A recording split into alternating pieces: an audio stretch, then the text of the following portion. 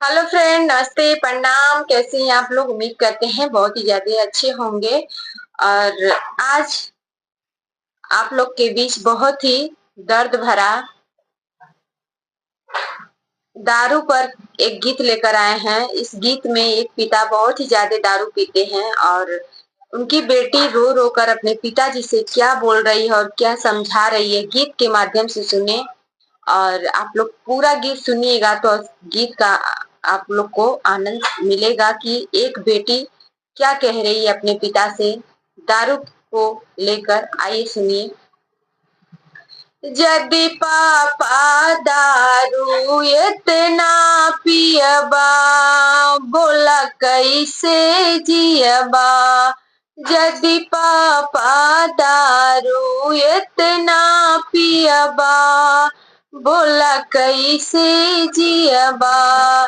कैसे के जियबा ये पापा, कैसे के जियबा ये पापा।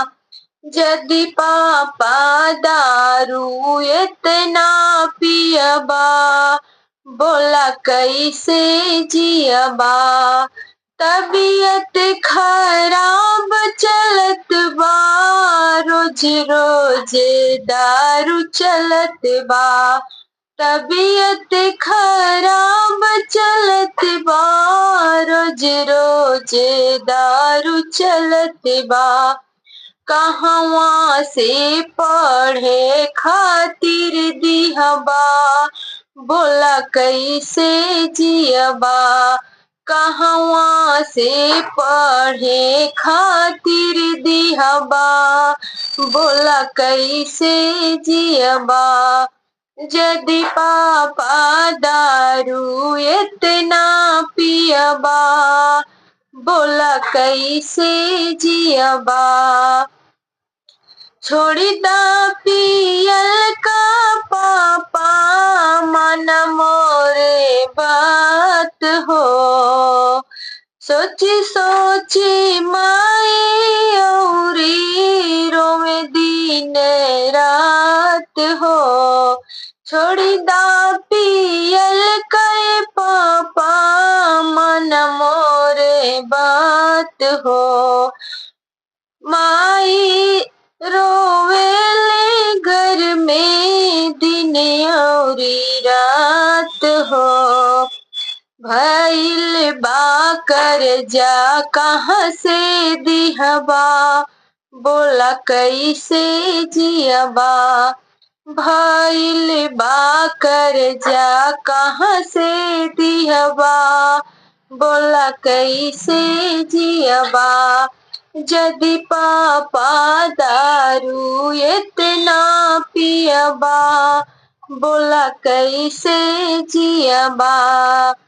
गाँव घर समाज पापा मारी रोज तनावा हो।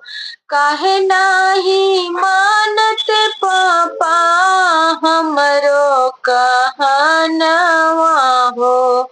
गाँव घर समाज पापा मारे रोज तनवा हो। काहे नाही बूझत पापा हमरो कहनवा हो। कहवा से खाए खातिर दिहबा, बोला कैसे जियबा। कहवा से खाए खातिर दिहबा, बोला कैसे जियबा। यदि पापा दारू इतना पियबा, बोला कैसे जियबा। तो फ्रेंड, इस वीडियो को ज्यादा से ज्यादा आप लोग शेयर कीजिए, क्योंकि दारू से हर एक परिवार और घर टूट कर बिखर रहा है। आप लोग वीडियो को ज्यादा से ज्यादा शेयर कीजिए। धन्यवाद।